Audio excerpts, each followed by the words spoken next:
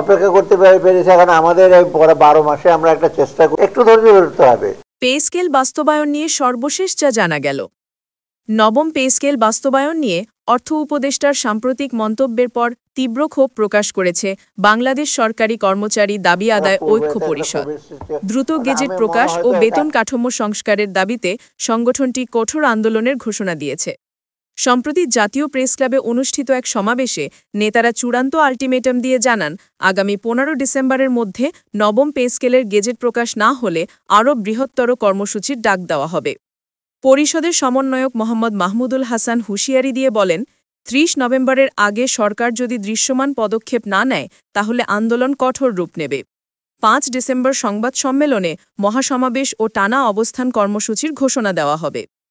সচিবালয় কর্মকর্তা কর্মচারী সংযুক্ত পরিষদের সভাপতি বাদিউল কবির গণমাধ্যমকে জানান, যেহেতু এই অন্তর্বর্তী সরকারি পে কমিশন গঠন করেছে, তাই নতুন পে স্কেলও এই সরকারকে বাস্তবায়ন করতে হবে।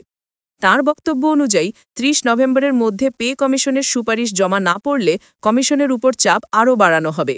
একই সঙ্গে বৃহত্তর কর্মসূচির ইঙ্গিতও তিনি দিয়েছেন।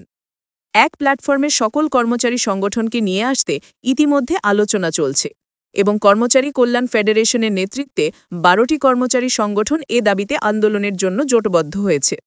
এদিকে বেশ কয়েকজন সরকারি কর্মচারী জানান, পে স্কেল ঝুলে থাকার কারণে ক্রমবর্ধমান মূল্যস্ফীতির প্রভাব তাদের জীবনযাত্রাকে মারাত্মকভাবে ক্ষতিগ্রস্ত করছে।